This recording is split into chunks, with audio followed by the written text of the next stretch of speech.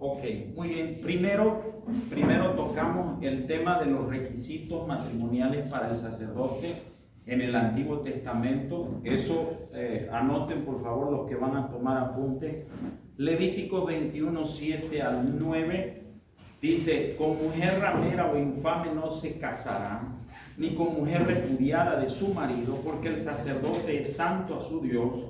Le santificarás, por tanto, pues el pan de tu Dios ofrece, santo será para ti, porque santo soy yo, Jehová, que os santifico. Y la hija del sacerdote, si comenzare a fornicar, a su padre deshonra, quemada será al fuego. Eso es Antiguo Testamento respecto al matrimonio del sacerdote. Y tocamos este tema porque son los estándares que Dios puso para la familia pastoral y para su servicio en el altar. Levítico 21, 13 al 14 dice: tomará por esposa a una virgen, no tomará viuda, ni repudiada, ni infame, ni ramera, sino tomará de su pueblo una virgen por mujer. Y Ezequiel 44, 21 al 23 dice: ninguno de los sacerdotes beberá vino cuando haya de entrar en el atrio interior, ni viuda ni repudiada tomará por mujer, sino tomará virgen del linaje de la casa de Israel, o viuda que fuere viuda de sacerdote. Enseñarán a mi pueblo a hacer diferencia entre lo santo y lo profano, y les enseñarán a discernir entre lo limpio y lo no limpio.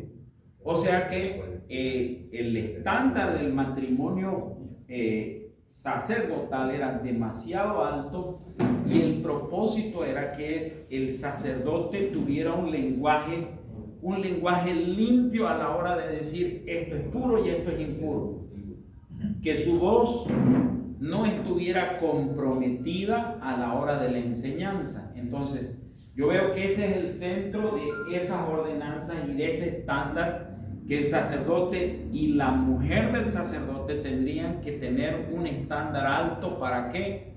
Para llevar al pueblo a ese estándar y no para rebajar el nivel. Entonces nuestros mayores conflictos a la hora de tener brechas ministeriales en el área familiar serán el no poder nivelar a la gente a un estándar alto, sino rebajar la verdad para decir: ni modo, si te vas a divorciar, puedes seguir sirviendo al Señor, porque yo ya me divorcié 3 veces y sigo sirviendo al Señor, o 2 veces o 1 vez. Entonces, este es el asunto, ¿ok? Lo otro que estaba viendo aquí, dice: la repudiada no está inhabilitada ceremonialmente en la presencia del Señor. Y aquí vemos que dice Números 39, dice: pero todo voto de viuda o repudiada con que ligara su alma será firme. O sea que una mujer divorciada, en este caso mujer, ¿por qué? Porque la ley en el Antiguo Testamento no decía que la mujer podía repudiar al hombre, ¿cierto? ¿Por qué? Porque viene de una cultura machista. Y aunque nos cueste verlo así, pero es así. En el Antiguo Testamento, por la tendencia oriental, la mujer no es la que repudiaba, era el hombre. Pues la mujer tenía menos opciones de hacer eso. Pero escuchen, la repudiada no estaba inhabilitada ceremonialmente. O sea que un divorciado puede acercarse a la presencia del Señor, hacer votos, tener promesas delante de Dios y Dios considerarlo válido. ¿Ok? Entonces el divorcio no nos inhabilita para acercarnos a Dios. Ahora, las ordenanzas y los requisitos para el Nuevo Testamento, y aquí nosotros vemos los requisitos para los pastores, para los siervos del Señor. Tito, en el capítulo 1, versículos 5 al 7, dice: por esta causa te dejé en Creta para que corrigiese lo deficiencia, establecieras ancianos en cada ciudad, así como yo te mandé. El que fuere irreprensible, marido de una sola mujer, y tenga hijos creyentes que no estén acusados de disolución ni de rebeldía, porque es necesario que el obispo sea irreprensible, ¿verdad? Y marido de una sola mujer. Y dice, como administrador de Dios, no soberbio, no iracundo, no dado al vino, no pendenciero, no codicioso de ganancias deshonestas. Son los estándares que el Señor nos pone, aún en el Nuevo Testamento. No son ligeros, no son livianos, no son bajos, son estándares altos. Primera de Timoteo 3:12 dice: los diáconos sean maridos de una sola mujer y que gobiernen bien sus hijos y su casa. Ahora, en este asunto podríamos, no deja claro el asunto de una sola mujer, porque dentro de la cultura oriental hay gente que podía tener varias mujeres y ser polígamo sin ser demasiado ofensivo socialmente. Tenía que ver con el dinero y con los recursos. Pero aquí lo que dice es que el hombre sea de una sola mujer. Se puede referir netamente a la cuestión de la poligamia o también a una vida matrimonial íntegra. ¿Ok? Entonces, está también Primera de Timoteo 3:1-7, dice: palabra fiel, si alguno anhela obispado, buena obra desea.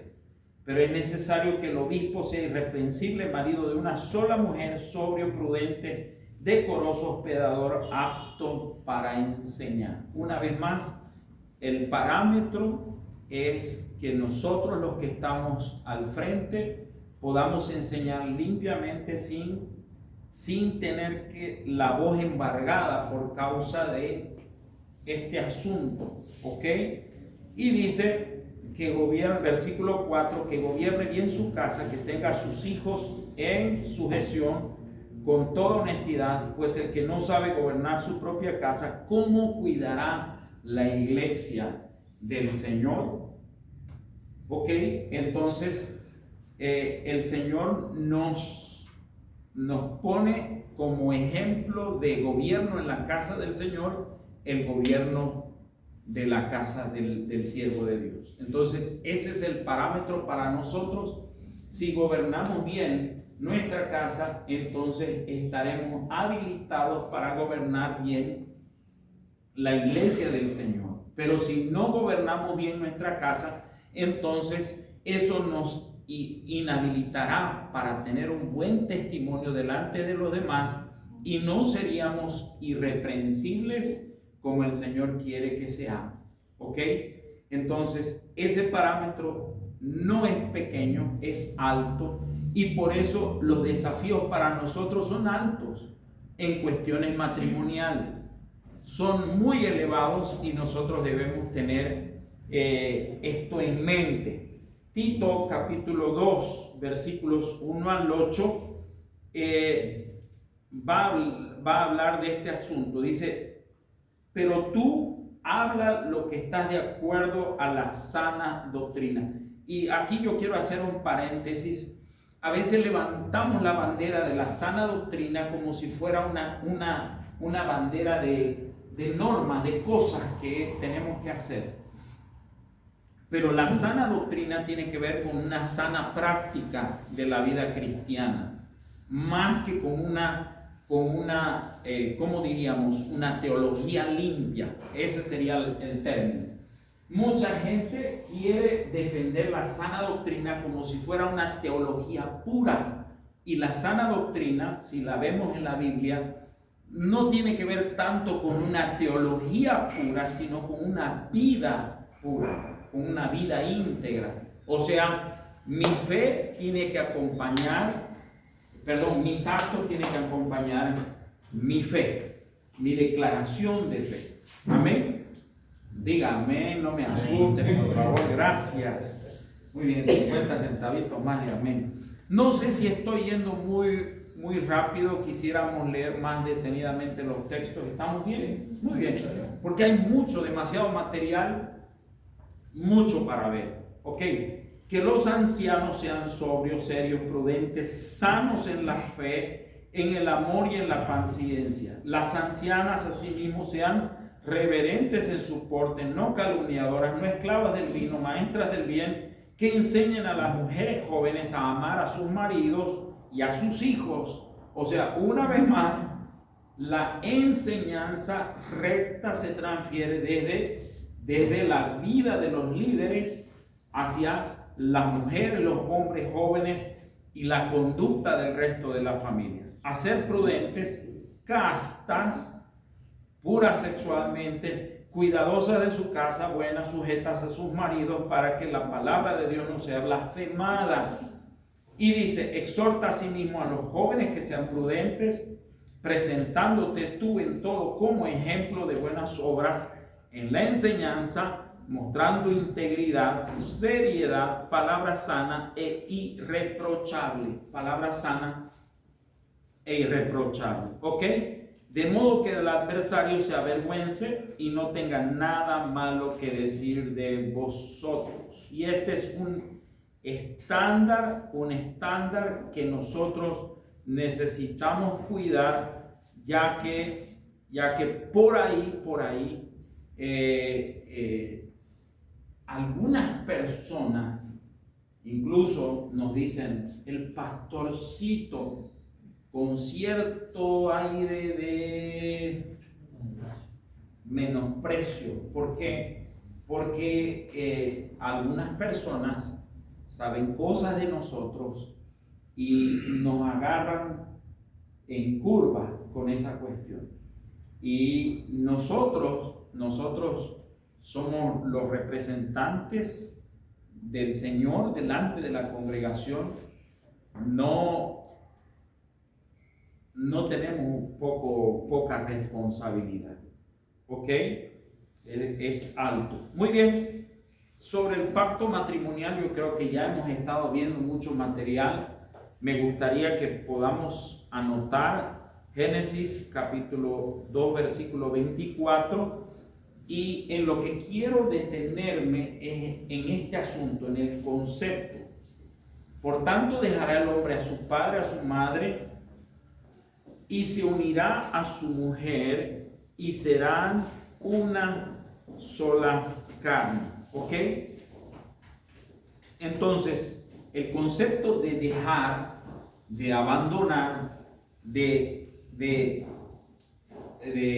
dejar padre y madre tiene que ver, a mi entender, con salir de la cobertura paterna y establecer una nueva. Pero no es solo salir. En la escalera de valores, en la escalera de obediencia, en la escalera de lealtad, de primera fidelidad, para el ser humano, el primer lugar aquí en la tierra, no estamos hablando de Dios, el primer lugar aquí en la tierra establecido por Dios es padre y madre. Cuando la persona se casa, cambia esa primera lealtad, primera obediencia por la de la esposa, y papá y mamá bajan para abajo.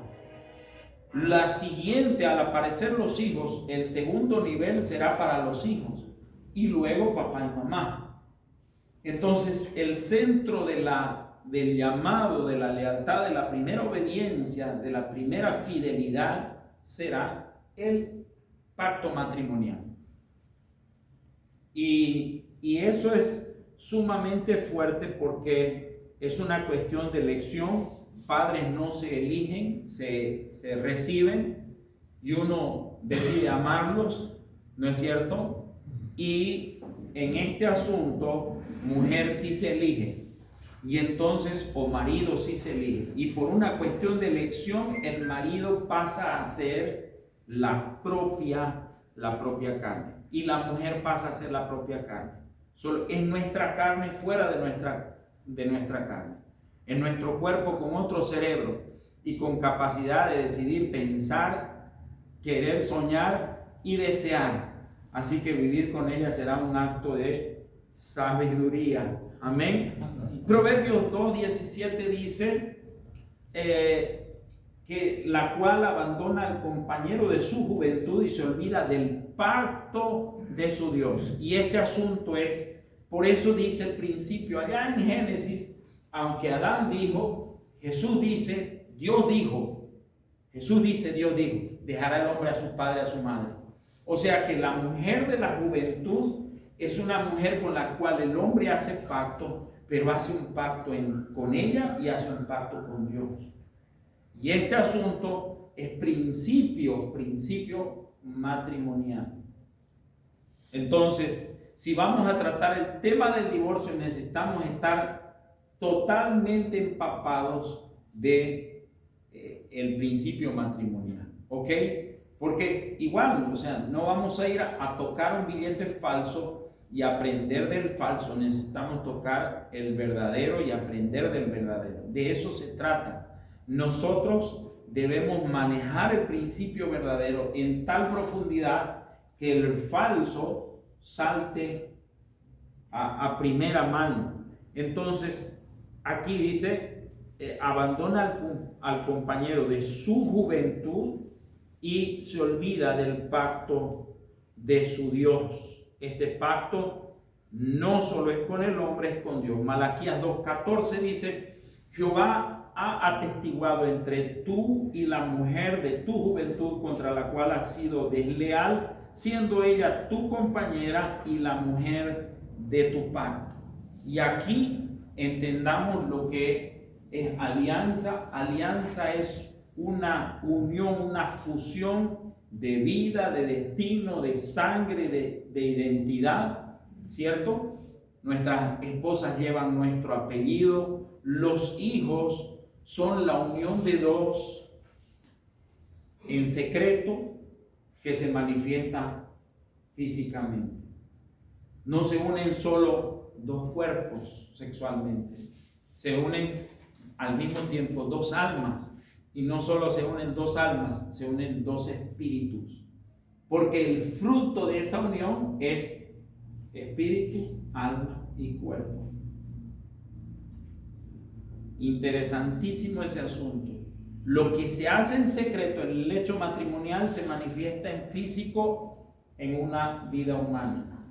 O sea que no está lejos de la realidad decir los dos son una sola carne. Entonces, y son indivisibles, porque ¿cómo me divido yo? Mi padre nos dijo cuando él se fue, él dijo, yo no me estoy divorciando de ti, me estoy divorciando de tu madre.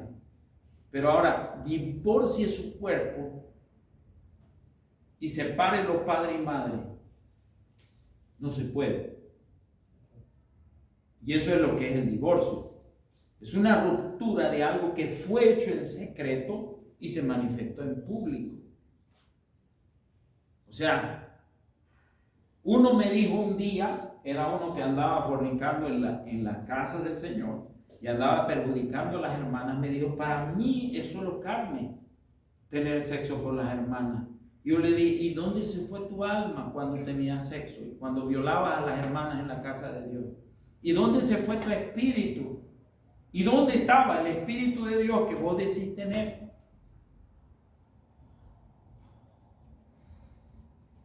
No es solo carne.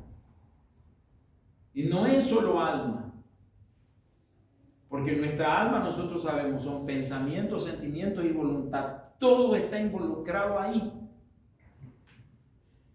Y por eso es que cuando una persona se liga sexualmente, deja de pensar y decidir cuerdo, porque su alma está trenzada con el pecado.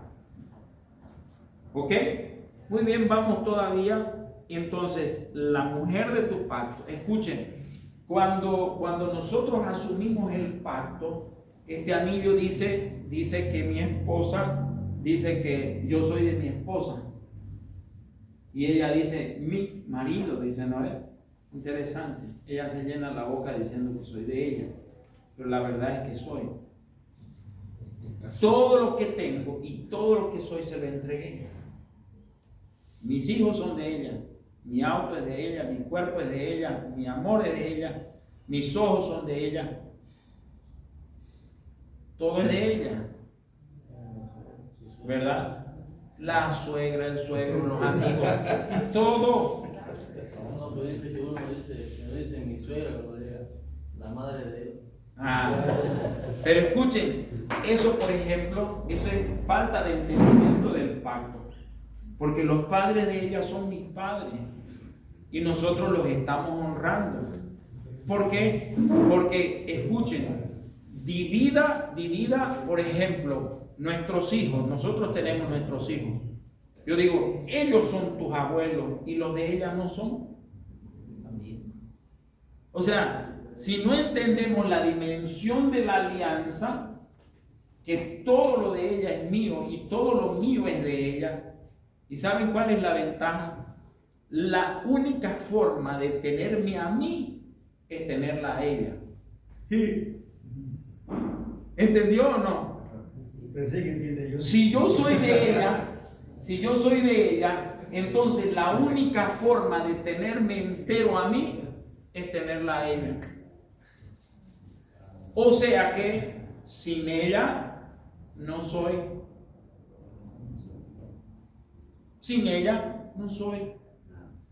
Transpórtelo al mundo espiritual en tu alianza con Dios y sin Él no eres. Separado de mí, divorciado de mí, nada podéis hacer. Yo solo soy en ella porque así lo decidí. Yo solo soy en ella. Si en ella no soy, pierdo. Se rompe familia, se rompe casa, se dividen las cosas y el tipo queda como un perro sin dueño.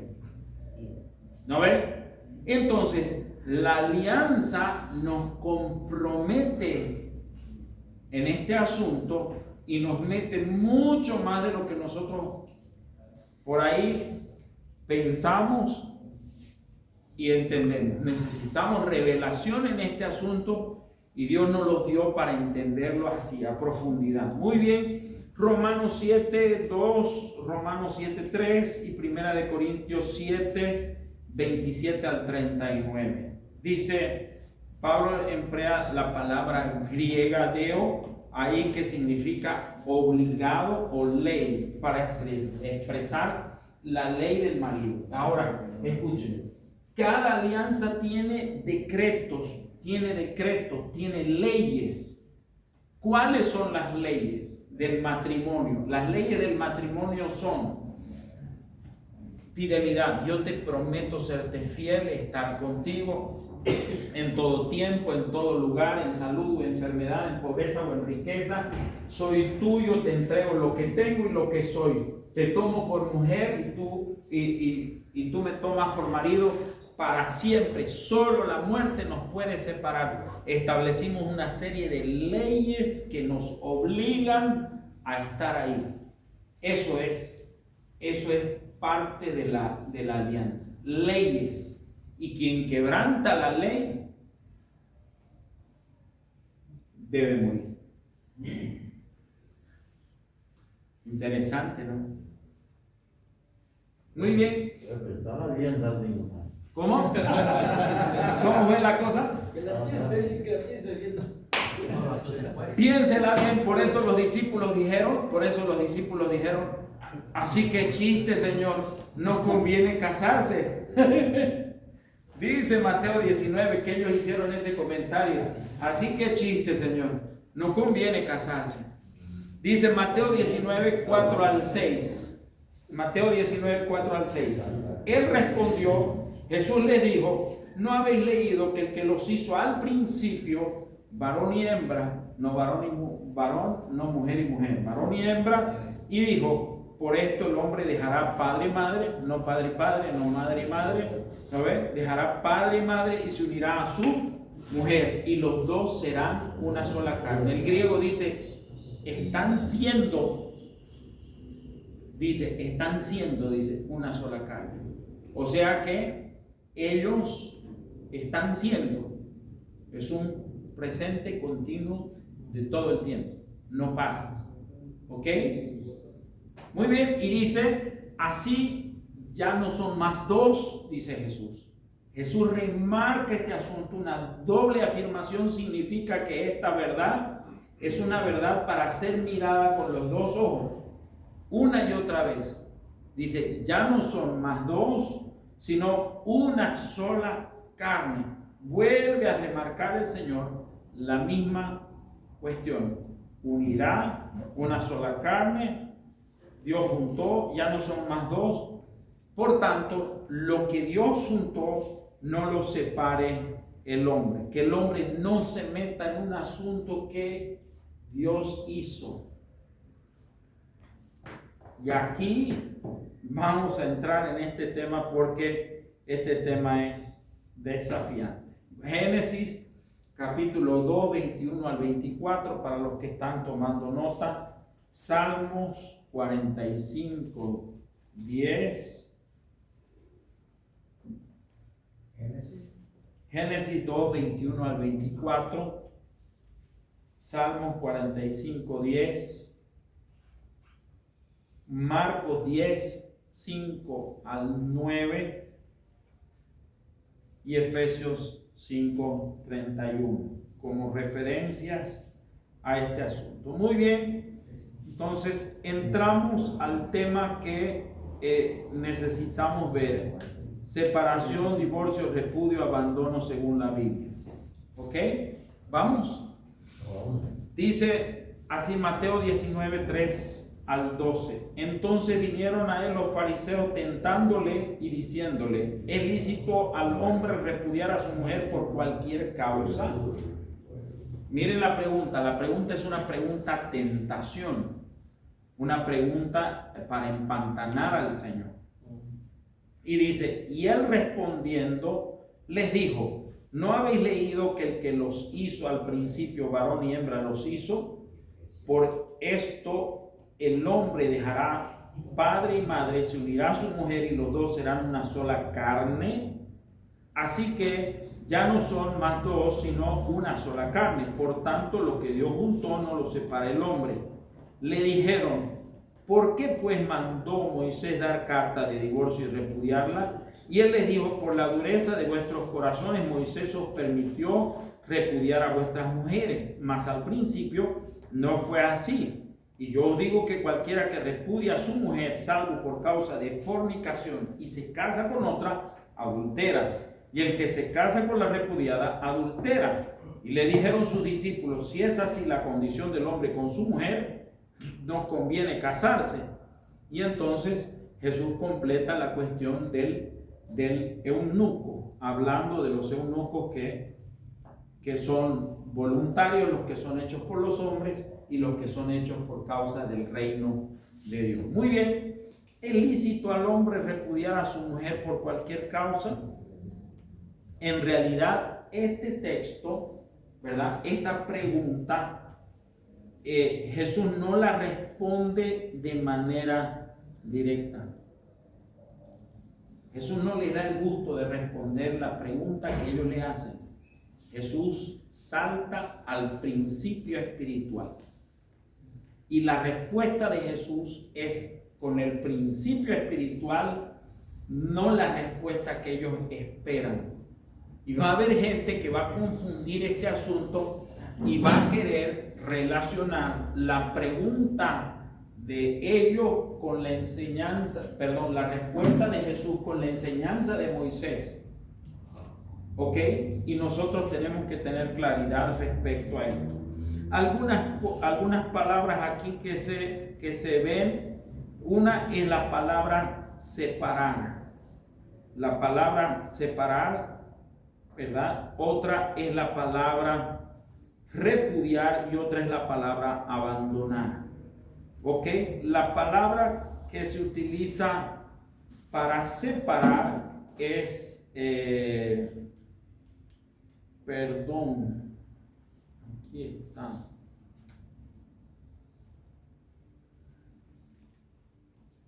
es coriceto o choriceto, ¿no es cierto?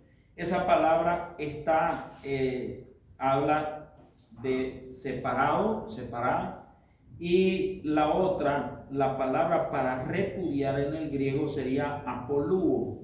Apolúo significa dejar suelto, dejar ir libre, soltar, desligar, y se traduce como repudia, repudiada, repudiar, ¿no es cierto?, en diferentes lugares de la Biblia.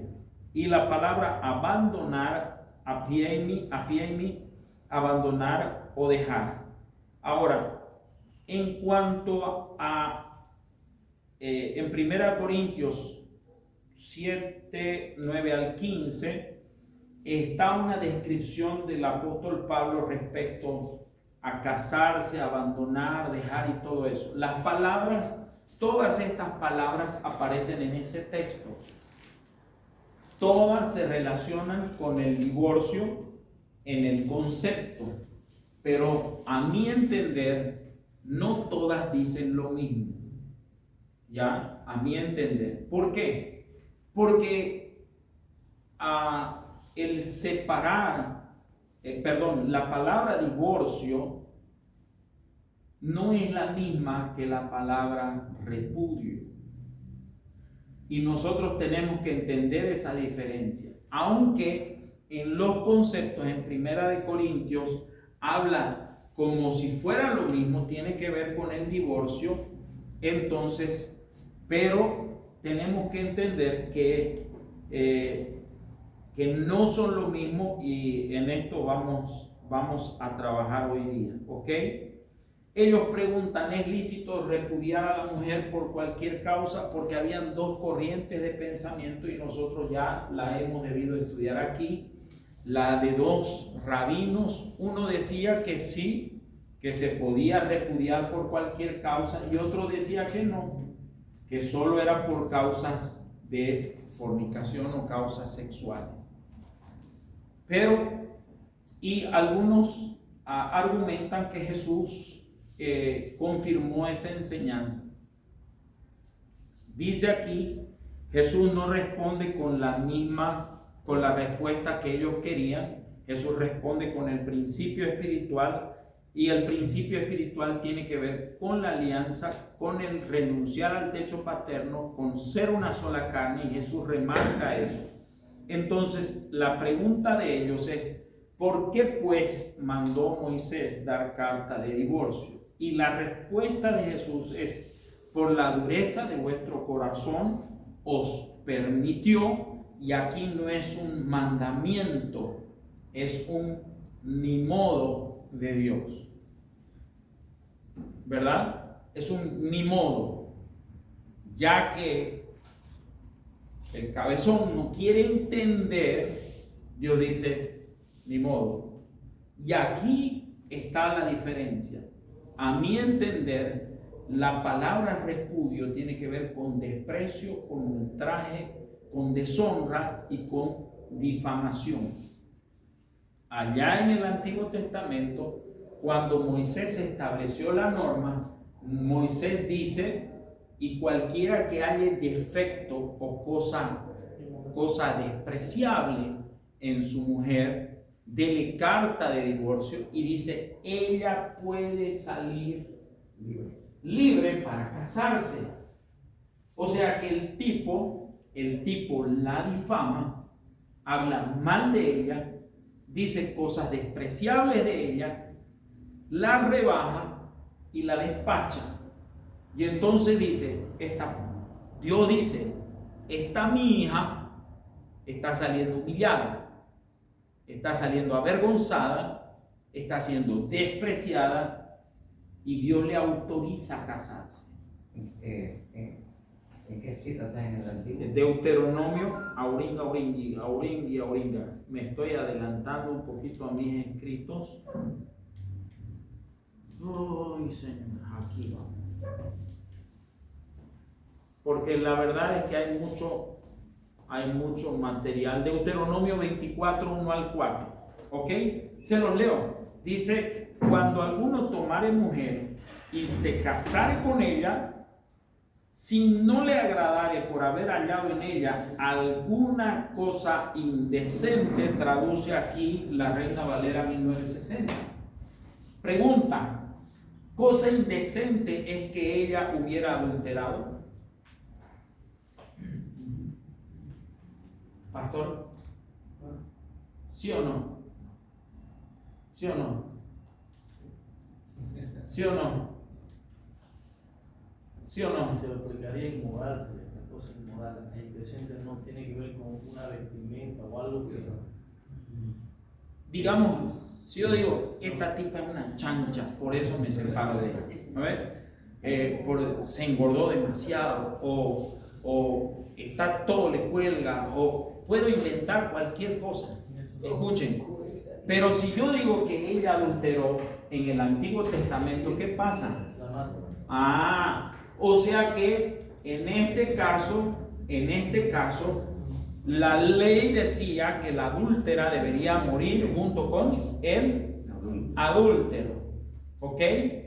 Entonces, si yo alego adulterio, entonces, ¿para qué me divorcio, digamos? Directo la mato. Lo otro es que, piensen, en el Antiguo Testamento estaba permitido al hombre decir, si alguien quería divorciarse de la mujer, podía alegar que ella no había sido hallada virgen y podía despacharla. Entonces, ese era un alegato. Y los padres por eso tenían, ¿qué cosa? Tenían las sábanas de la virginidad que eran sangradas, el padrino las recogía y era el testimonio, la prueba de que ella era virgen. Y si la pobre mujer no sangraba, estaba grave la cosa. ¿No es cierto? Pero si tenía un himen muy duro, muy elástico, perdón, o si no se completó a romper, qué sé yo, y no sangraba, el tipo podía deshonrarla. Resulta que la ley establecía en el Antiguo Testamento que si los padres tenían la prueba del sangrado, la mostraban delante de los jueces, él iba a ser castigado, pagar una multa y de ninguna manera la podía despachar.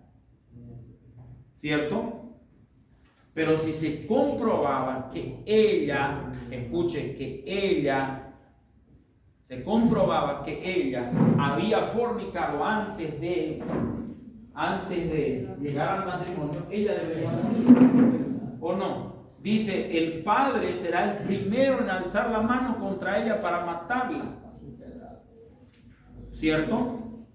Muy bien. Y dice, alguna cosa indecente. O sea, que el tipo por ahí podía alegar cualquier cosa como indecente, no explica aquí, y dice, le escribirá carta de divorcio. Y dice, y se la entregará en la mano y la despedirá de su casa. Esta palabra despedir aquí es una palabra de votar. Votar. Ahora, pensemos un poquito en Abraham y Agar. ¿Qué hizo Abraham con Agar? Por causa de la mujer, por causa de la insidia de la mujer, ¿no es cierto? Entonces Abraham bota a la mujer y también al hijo. ¿Los bota con plata? No, señor, con pan y agua. Como vinieron a este mundo, casi los manda desnudos el viejo.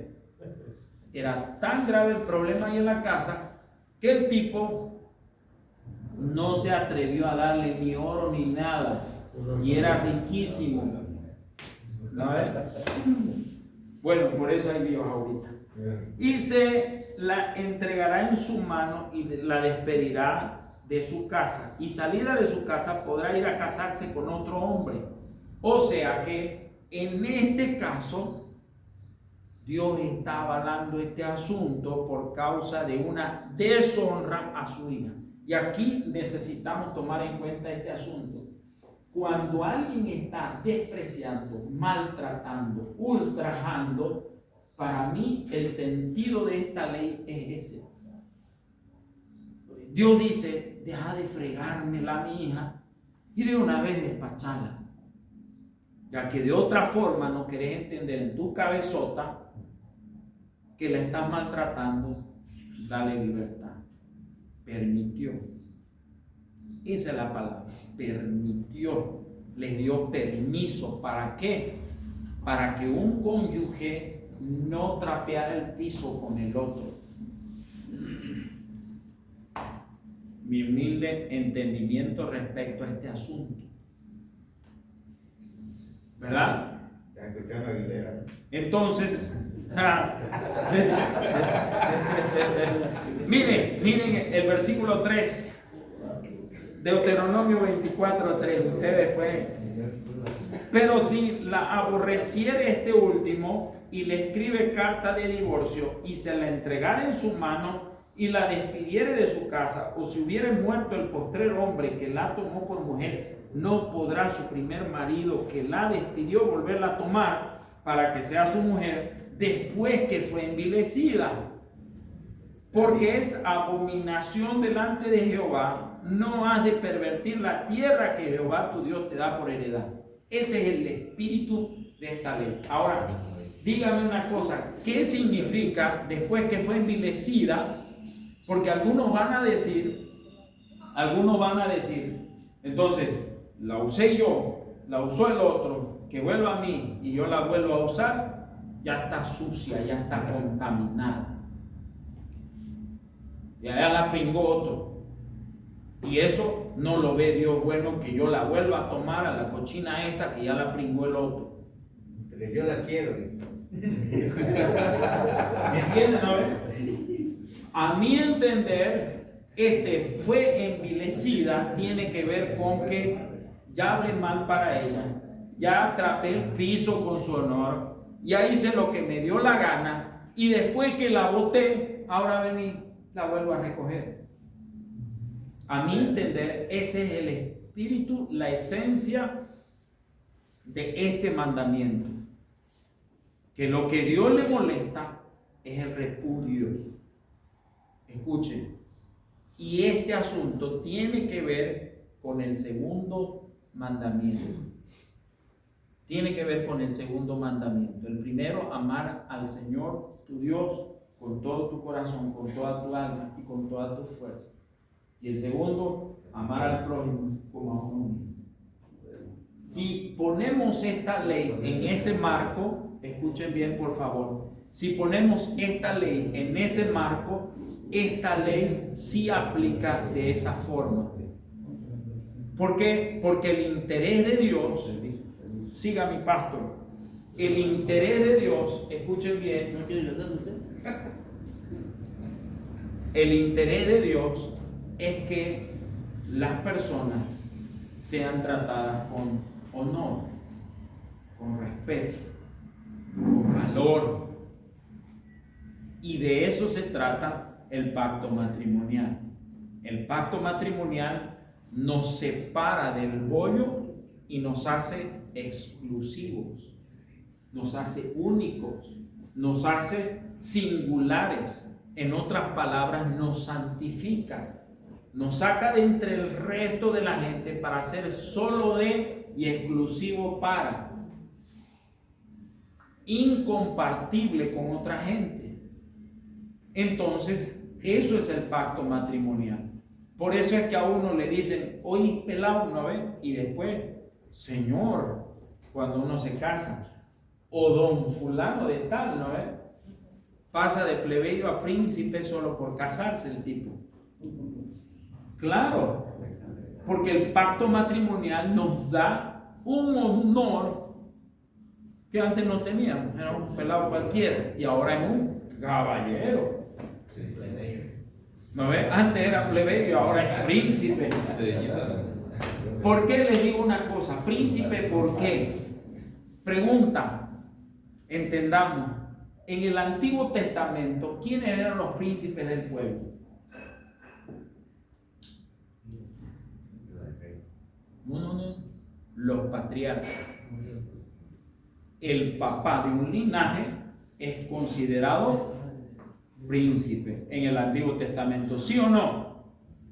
Muy bien. Entonces, si el papá de un linaje, el anciano mayor, es considerado príncipe, ¿cómo conquistó ese territorio, ese hombre? ¿Sabe cómo? Teniendo hijos. ¿Y cómo conquistó? Casándose. La puerta de entrada para tener hijos, el matrimonio. O sea que cuando un hombre se casa, adquiere la posibilidad de ser un señor. Interesante el concepto, pero ese es el concepto bíblico. Y nosotros necesitamos manejar esos conceptos. ¿Ok? Muy bien, entonces escuchen, Jesús está respondiendo esta pregunta. Atentos, porfis, no se me distraigan. Jesús está respondiendo esta pregunta. La pregunta es, ¿por qué pues Moisés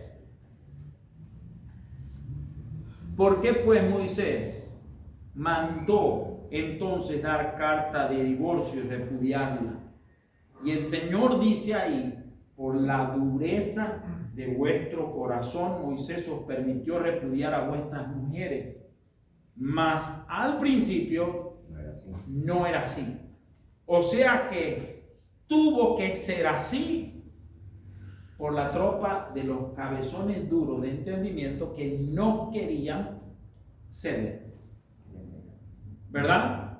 Entonces, y Jesús confirma esta verdad diciendo, aquí va la cosa. Dice, y yo digo que cualquiera que repudia a su mujer salvo por causa de fornicación y se casa con otra, adultera. Y aquí otra vez aparece esta palabra, la palabra porneia. Y porneia puede tener que ver con una alianza sexual y un culto pagano, con una alianza sexual y relación a los ídolos, o con alguna impureza de orden sexual. Una prostituta. Ahora, escuchen. Aquí el que está hablando es Jesús, no es Moisés. Y Jesús está hablando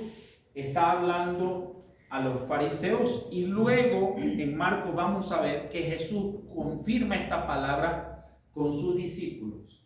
¿Ok? Entonces, no todos, puede ser que no todos en el Antiguo Testamento tomaran la opción de matar a la mujer por causa de los hijos. Y si es por infidelidad sexual o algún otro tipo de desorden sexual o cosa similar, entonces el marido, al considerar la infidelidad de la mujer, decide divorciarse de ella. Y aquí Jesús dice, escuchen, pregunta, pastores, por favor. Pues les voy a contar un caso. Ella sufría maltrato psicológico de parte de él y maltrato físico. Y ella quería divorciarse. Los dos eran cristianos, o decían serlo. No estoy seguro. De lo que estoy seguro es que ahora ella es convertida. Pero él no quería darle el divorcio, y ella quería que él se divorciara de ella porque ella sufría en manos de este hombre.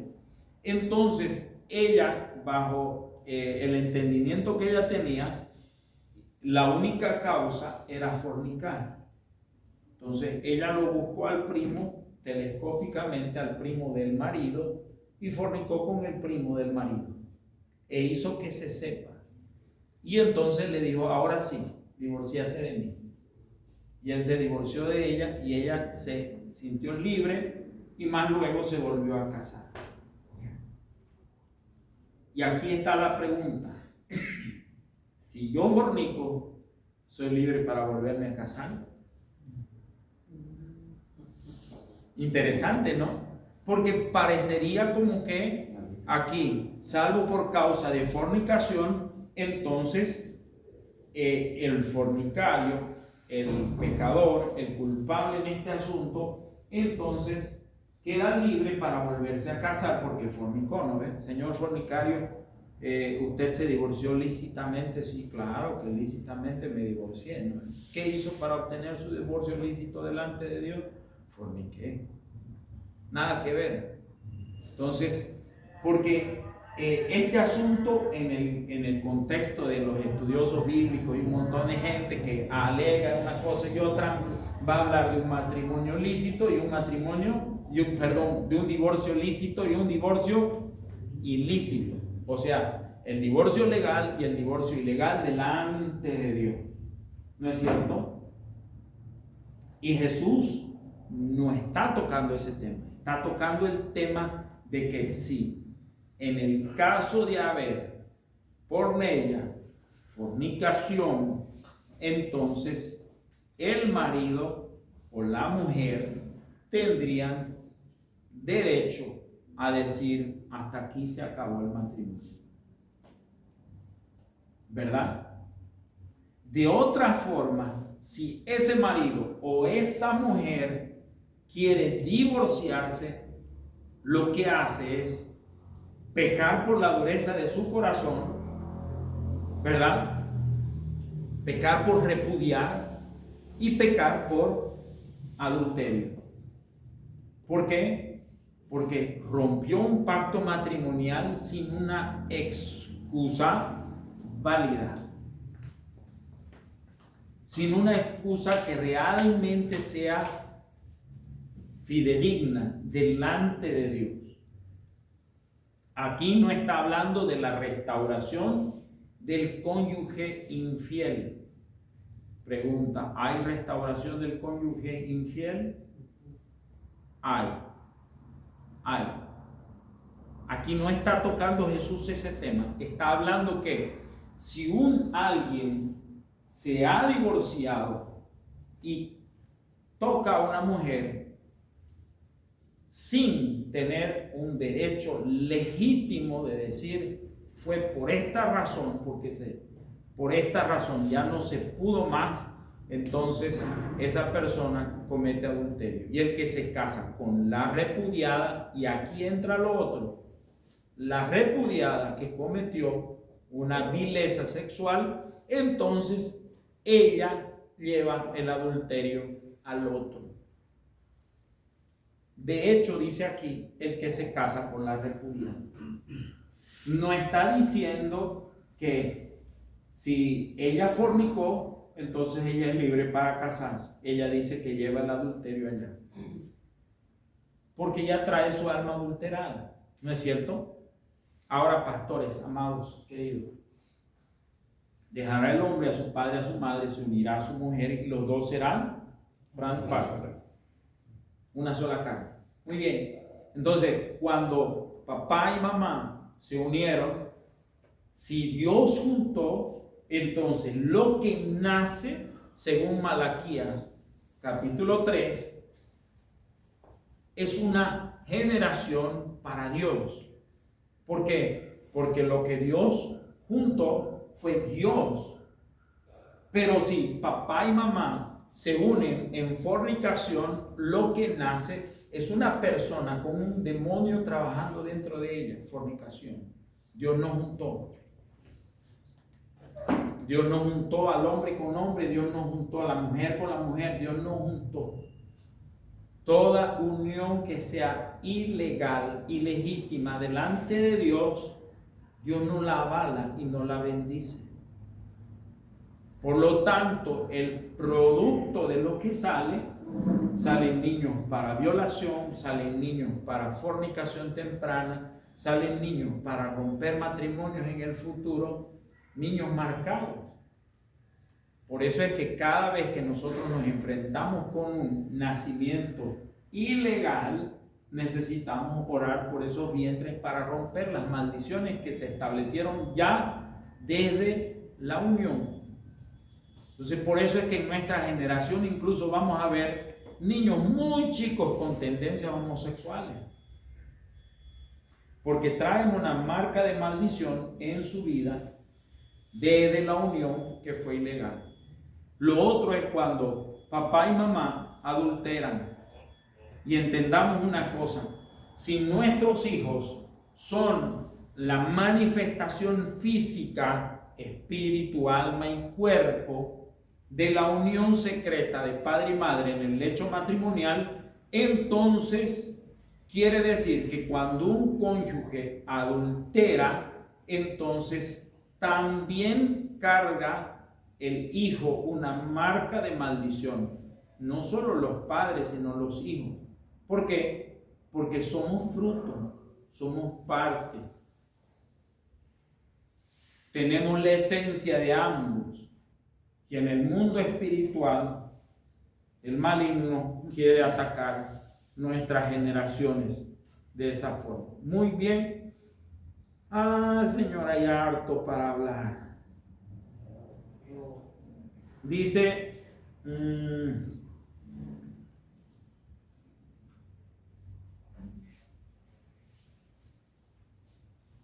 dice Marcos capítulo 10, versículos 1 al 12.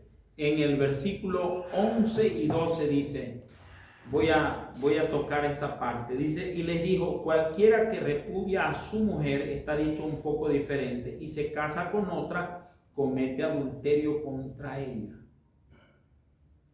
Y si la mujer repudia a su marido y se casa con otro, comete adulterio. ¿Ok? Eso Jesús se los dijo a sus discípulos que volvieron a preguntarle lo mismo. ¿Ok? Entonces, Jesús confirma este asunto, dicho de otra manera por Marcos.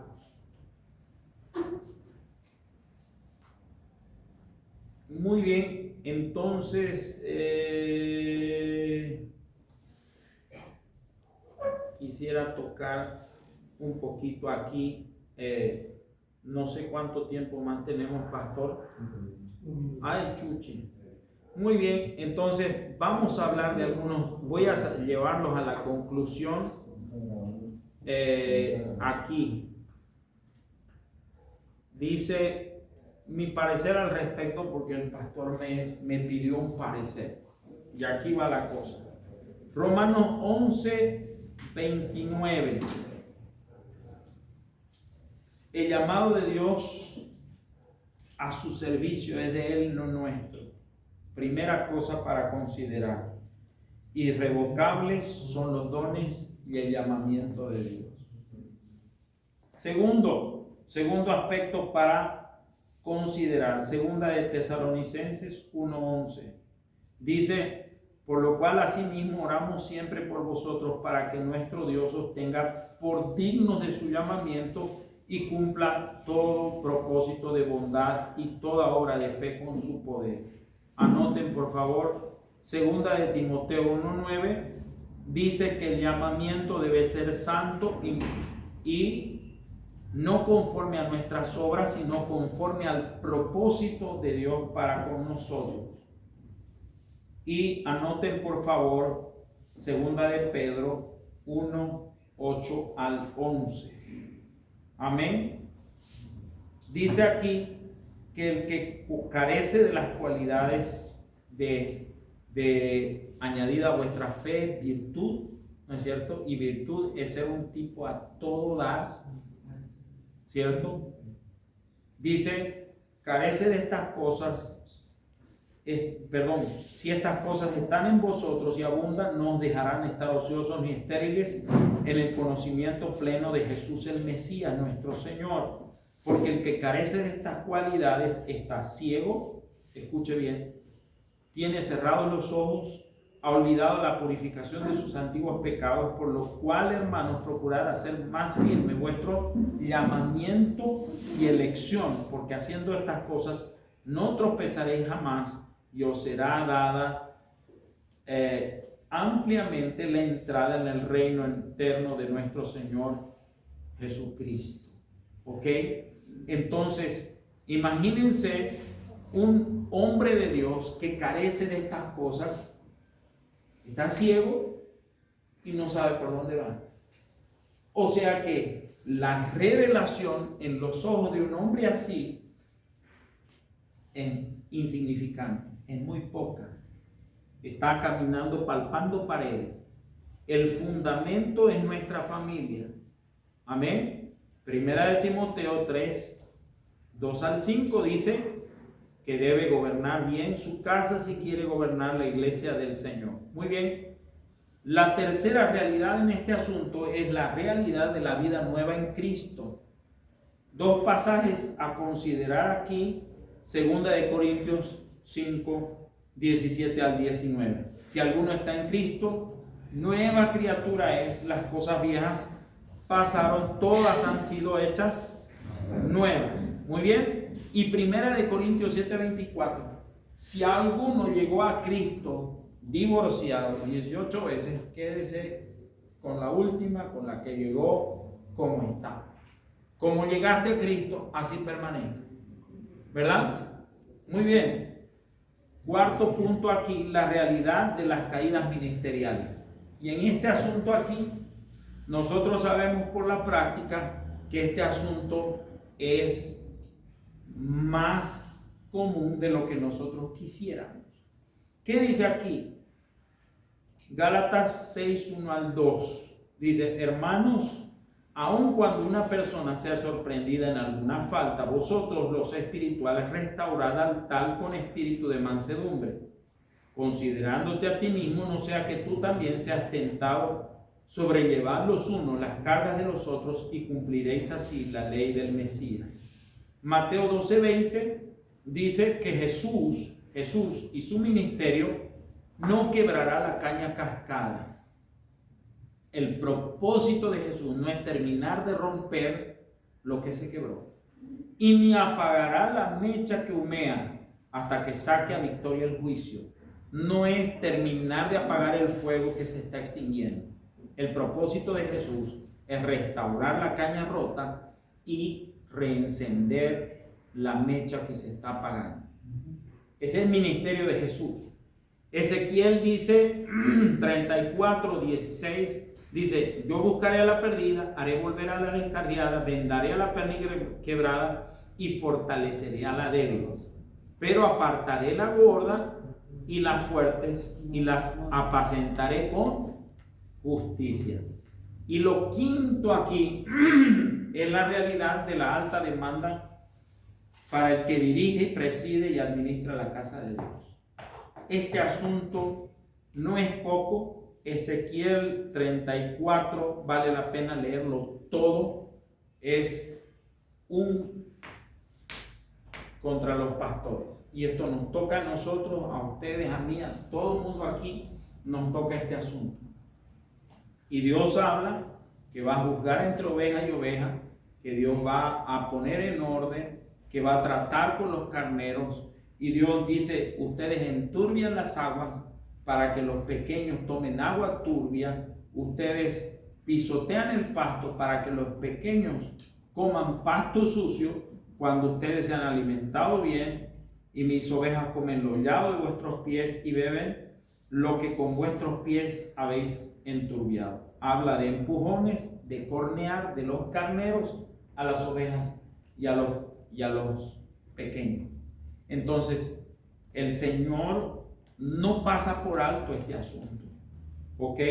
Jeremías 56 habla de que los pastores hicieron errar al rebaño. Y nosotros tenemos esos pasajes en la palabra del Señor. Jeremías 23, 1 al 2 dice, dispersasteis mis ovejas y las espantasteis y no las habéis cuidado. He aquí, yo castigo la maldad de vuestras obras. ¿Cómo comienza este pasaje? Ay de los que destruyen y dispersan a las ovejas de mi rebaño. El 2 dice, a los pastores que apacientan a mi pueblo. Entonces, este asunto, el Señor lo tiene muy en cuenta. ¿Por qué? Porque el pastor es más grande, el más grande de todas las ovejas.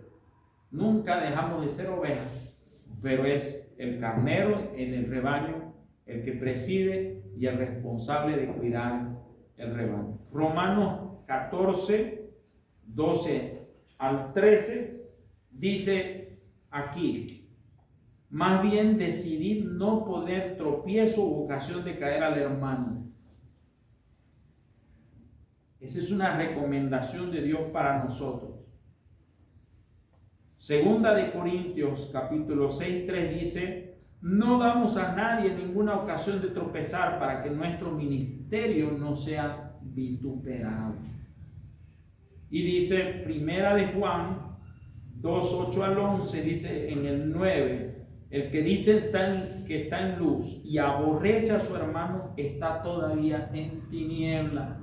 Escuchen, la cuestión del divorcio, la cuestión del repudio, la cuestión de votar al otro, de enfriar la relación entre hermanos, entre pastor y esposa, tiene que ver con esto: que si es un pastor el que está haciendo eso, está todavía en tinieblas y la sentencia es pesada.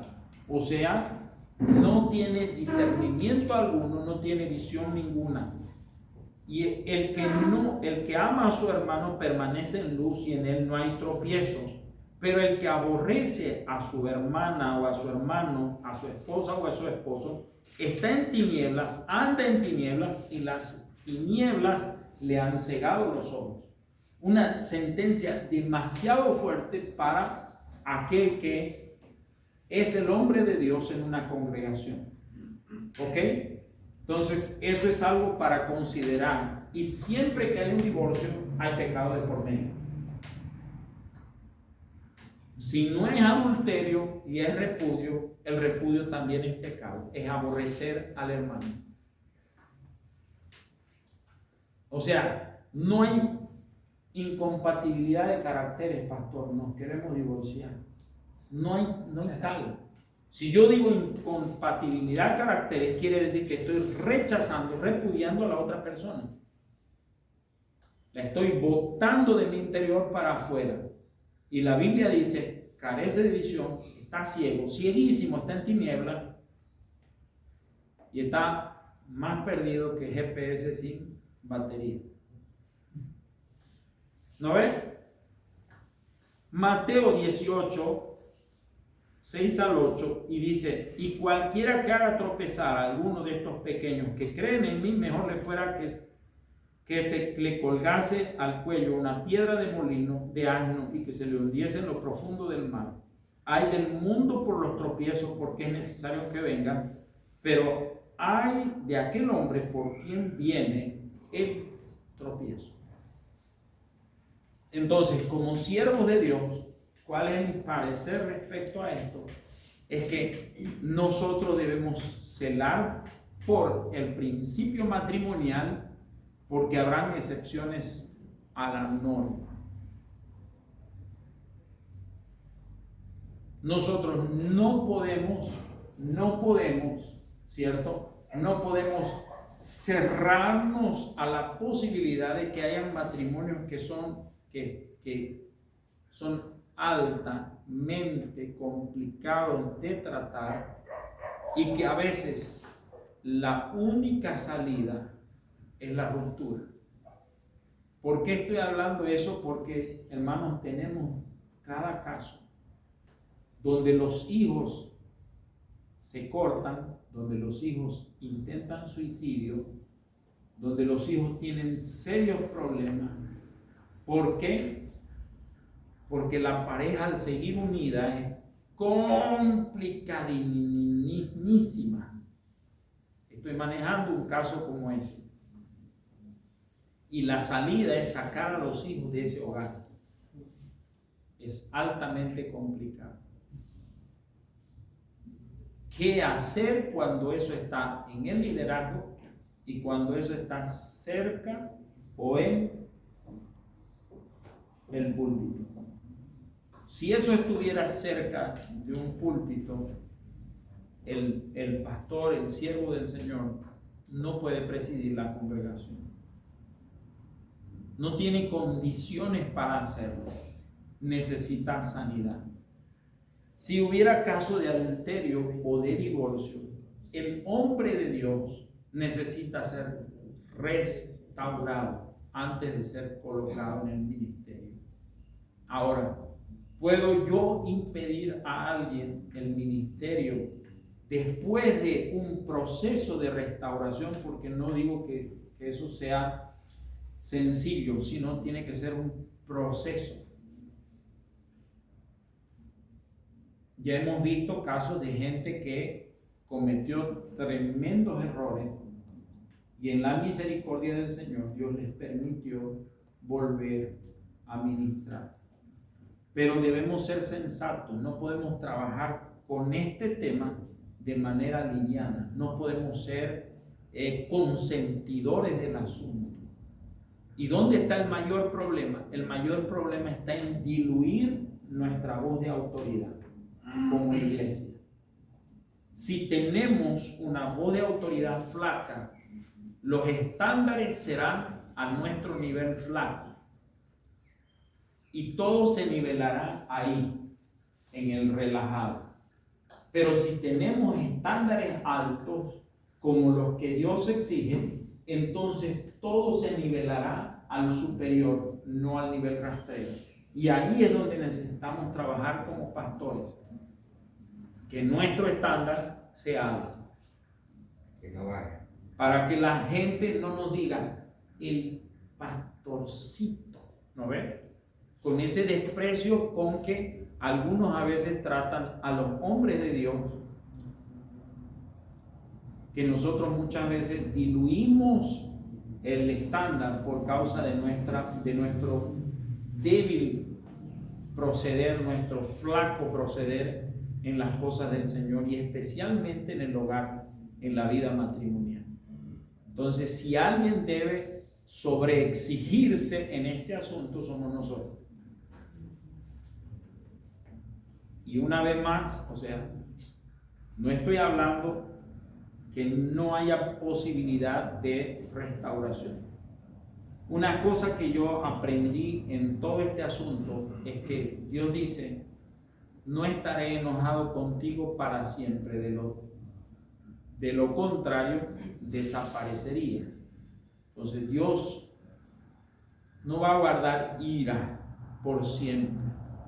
Si una persona se divorció aún conociendo al Señor y después de alguna forma él quiere servir al Señor, por supuesto cargará con el peso de las cosas que hace, porque eso tiene consecuencias. Lo que la Biblia dice claramente es que ni fornicario, ni adúltero, ni hechicero, ni maldiciente, ni cobarde heredarán el reino de Dios. Entonces, esto no puede ser una práctica, porque de lo contrario no hay entrada en el reino de Dios. Nosotros lo sabemos. ¿Ok? Entonces, si alguien tiene alguna pregunta. Pregúntanos. Sí, pastor. Ya está listo. Gracias por el testimonio, pastor. Pastor, una pequeña aclaración. ¿Cuándo el matrimonio es válido y cuándo no, de acuerdo a la Biblia? Porque para nuestro estándar, nosotros el matrimonio es válido cuando ellos van a registro civil. Le pregunto por qué. Ya desde hace varios años están llegando a la iglesia y los hermanos dicen: bueno, nosotros estamos en concubino y nos casamos delante de Dios. Eso es lo más importante. Entonces, y ellos no van a registro civil porque entendieron que ellos están casados así delante de Dios, de esa manera libre.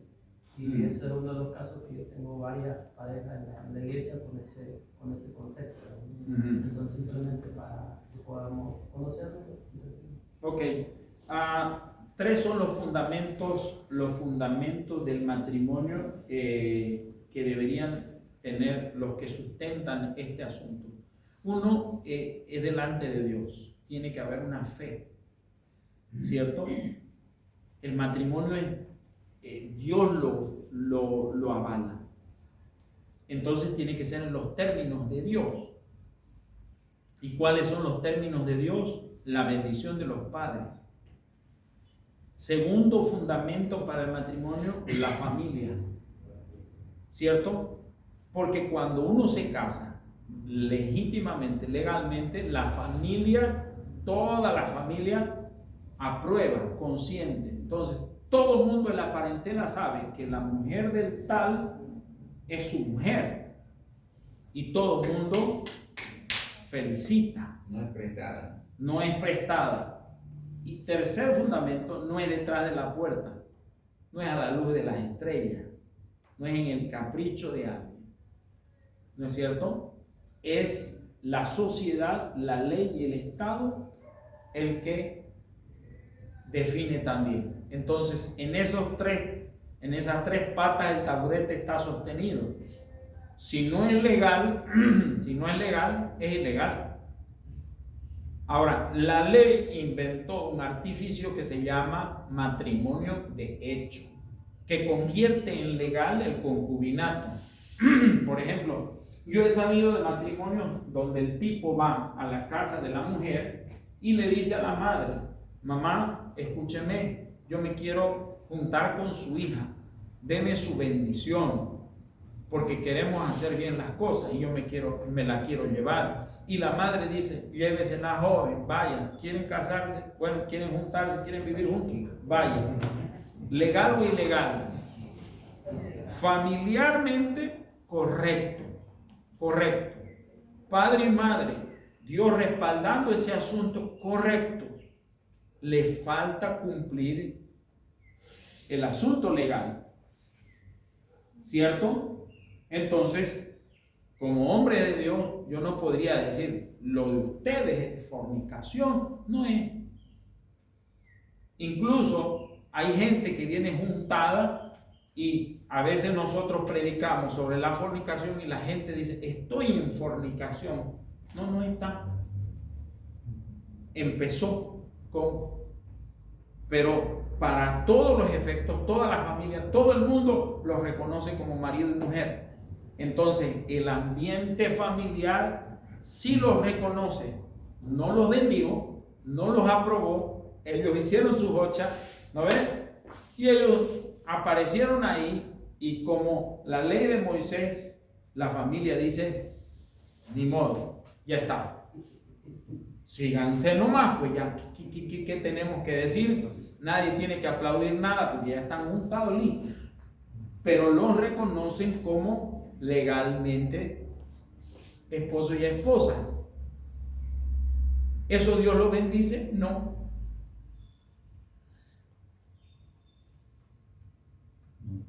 No, porque hasta que ellos no hagan el proceso correcto, ellos no viven en bendición plena. La prueba es que ella todo el tiempo dice: ¿y cuándo nos vamos a casar? ¿Y cuándo nos vamos a casar? ¿Y cuándo nos vamos a casar? Y está insatisfecha. ¿Por qué está insatisfecha? Porque el asunto no ha sido legal. No ha sido correctamente hecho. Entonces, si no ha sido correctamente hecho, hay que repararlo. Y para eso estamos nosotros, para establecer el orden. Y el orden es: pide permiso a los padres, se une a su mujer y Dios dice yes. Ahí está. Entonces, ese es el orden. Entonces, la quiera la tipa, tiene que hacer el proceso familiar, ¿cierto? Y unirse a la mujer. Ahora, cuando él se une, en secreto o en público, toda la sociedad tiene que decir. Y la sociedad tiene una ley, ¿no es cierto? Ahora, interesante es que nuestras leyes dicen, la ley boliviana y la ley de todos los países dicen, que el matrimonio no se consumó ¿hasta dónde? La primera relación. Hasta la primera relación sexual. Entonces, para la ley, miren cómo la ley hasta entiende cosas espirituales sin saber. La relación sexual, la unión sexual de la pareja, habilita el matrimonio. Si no la hubo, es nulo de pleno derecho. O sea, puede estar casado 5 años con la tipa y decir al día siguiente: ¿sabe qué, señor juez? Ella y yo no tuvimos relaciones sexuales. Nunca. Se disuelve, no necesita divorcio, se disuelve. Listo, ya, aquí está, se rompió. ¿Es verdad? Nunca, listo, ya, chao. Ya sabe, Pastor Hugo, ¿no? ¿Qué tal? Imagínense, si la ley reconoce eso, con razón, le está dando razón a Dios en lo que Dios dice. Se unirá a su mujer y los dos serán una sola carne. Entonces es el hecho matrimonial el que legaliza la unión civil y la unión espiritual, y la unión de espíritu, alma y cuerpo. Cuando se realice esa unión fuera del tiempo, es matridemonio, no es matrimonio. Sí. ¿Otra pregunta? ¿Alguien tiene otra pregunta? ¿Me puede ir? Váyase, mi querido. Gracias, Pastor Frank.